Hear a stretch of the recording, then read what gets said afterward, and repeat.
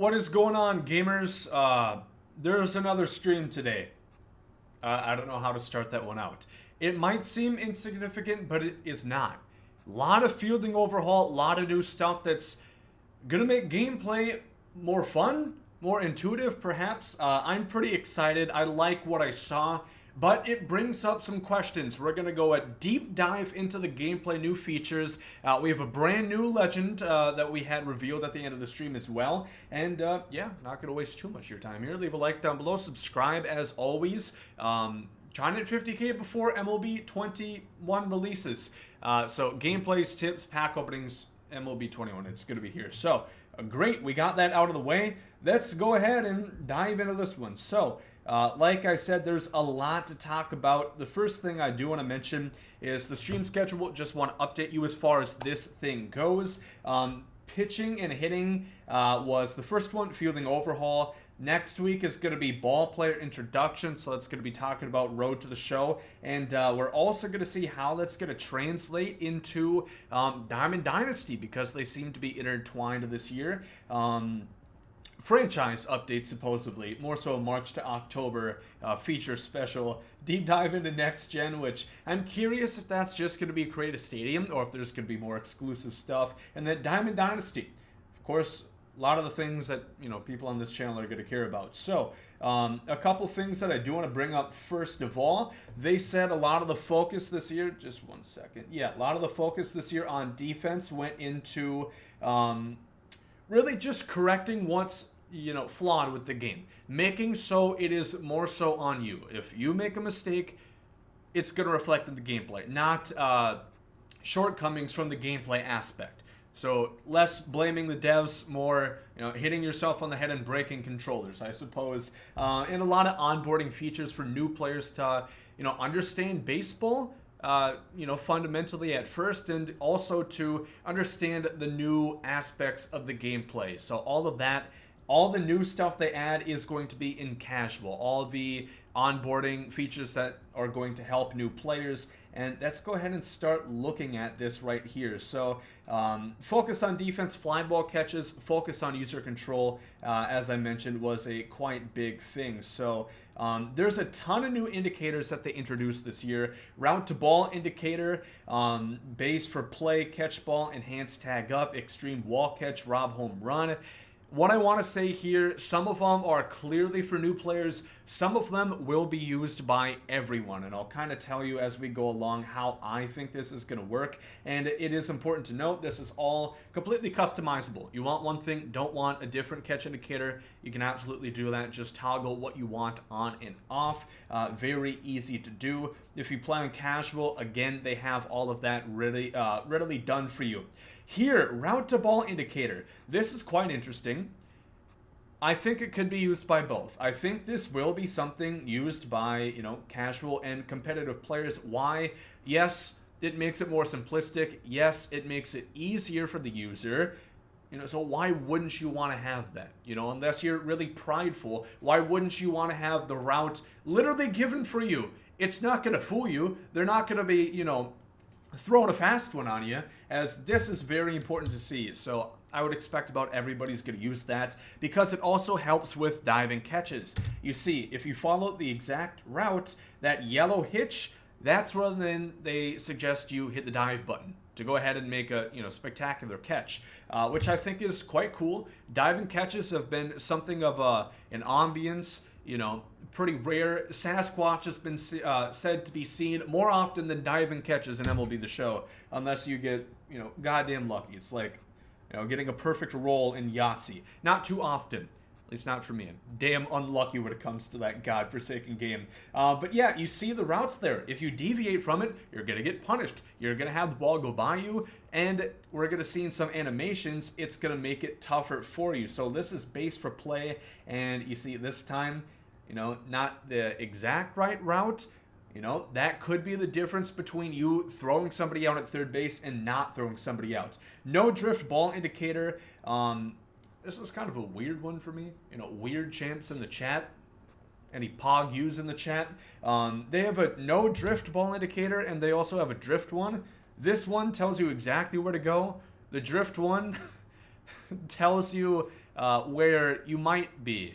So why wouldn't you use the no drift ball indicator that tells you exactly where the ball is going to be? I don't really understand even the implementation of one that's going to make it more difficult. This is something completely different. This is the tag up indicator. The hitch, again, that you're going to notice there, they claim to do a much better job this year at having animations and logic better prepared for you to get into animations when runners would feasibly be tagging up. So you're not going to notice this when there's nobody on base, but if there's somebody at second base with an open third base, vice versa for third to home, they're going to get you into these animations. It's going to be easier to hit that sweet spot. A lot of times animations would be pretty wonky. You'd start be doing a round of duck, duck, goose, just running around trying to hit that shit, and sometimes the ball will get past you. Hopefully that's not going to be too big of an issue anymore, but that was also something that they did change. So yeah, you're just going to see essentially the same thing. Let's talk about robbing home runs like Buxton, Bradley Jr., Kiermaier, Griffey Jr., and Hunter. Specifically Barry Bonds, I suppose, in the All-Star game there for Torrey Hunter. Always a great highlight. But this is pretty interesting. I'll be real. I could see a lot more robbed home runs this year. It's pretty easy to tell what you have to do.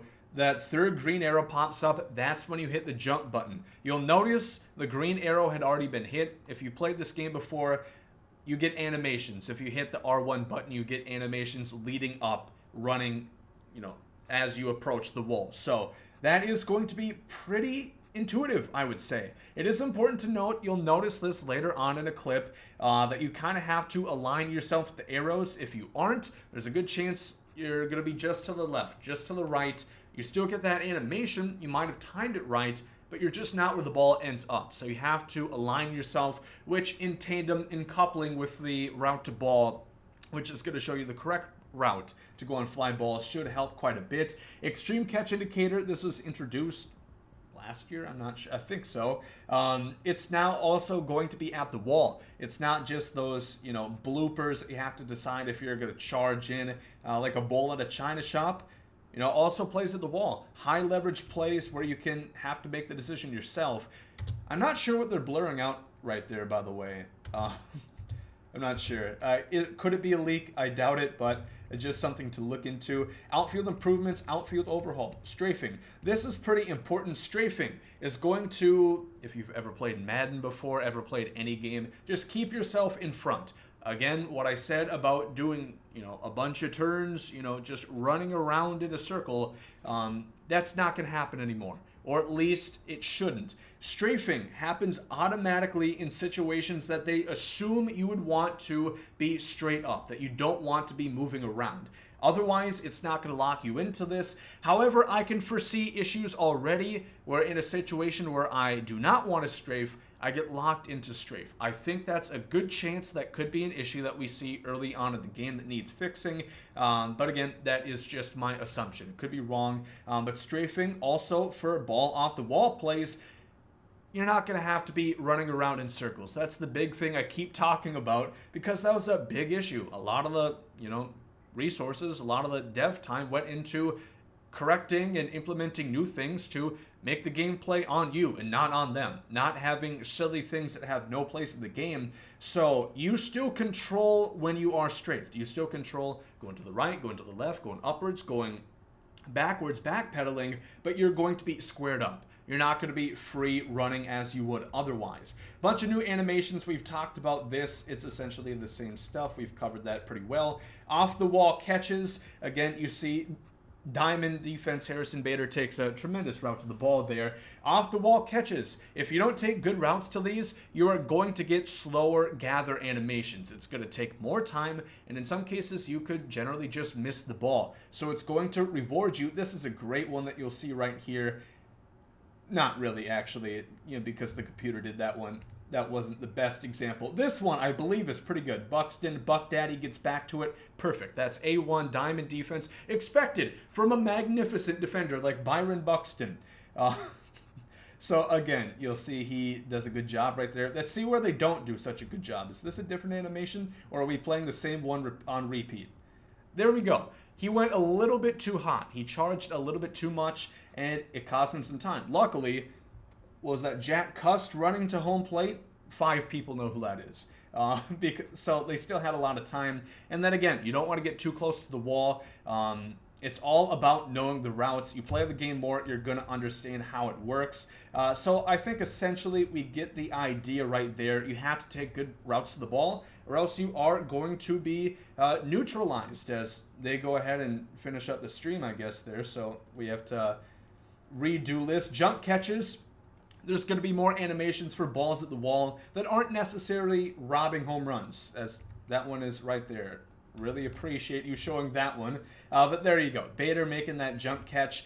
You know, and it has better intuitive features, different graphics that pop up that would indicate it's time to jump and make a play. So I like that quite a lot. Buxton actually can make plays off the wall instead of it just mindlessly your center fielder or outfielder pays no mind to the ball. So that is really good to see. Off Z-axis, again, this pays mind to the route. You're going to want to take a good one or expect not great things to happen.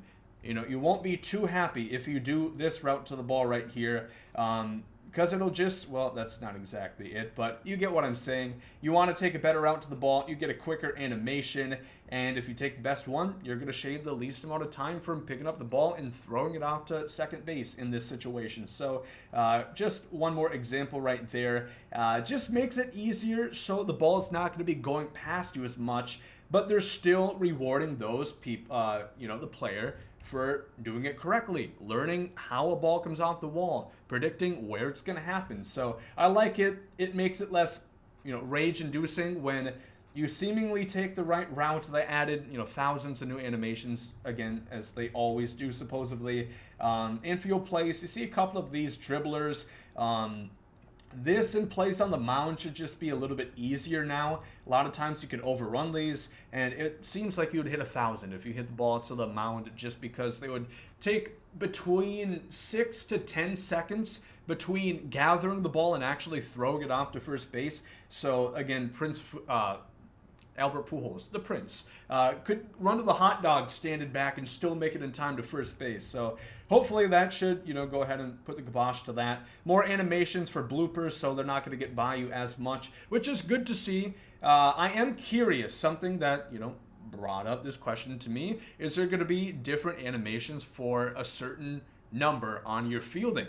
If you hit 90 fielding, are you going to get, this is Tatis making these plays, are you not going to get these same animations if you have 60 fielding? Are you going to get the ones where, you know, over-the-shoulder catches are tough? There's a reason why that Willie Mays play is perhaps one of the most, you know, impressive or one of the most highlights of baseball history. Over-the-shoulder catches are not easy, you know, for sure. So catcher pop time, did want to talk about this. I'm not sure why they showed it. They just show catcher pop time, which if you don't know, it's, you know, when the catcher catches the ball and how long it takes him to actually deliver it and get it out of his hands. So they show the catcher pop time. How does that affect, you know, attributes? Do you need a certain attribute? Is there going to be a new attribute? What plays into catcher pop time? Is it fielding?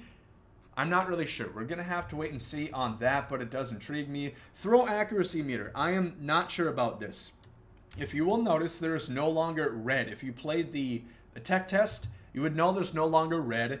If you don't hit it in the green, if you're anywhere outside of the green, you could have the throw be offline, but still catchable for the first baseman in this situation.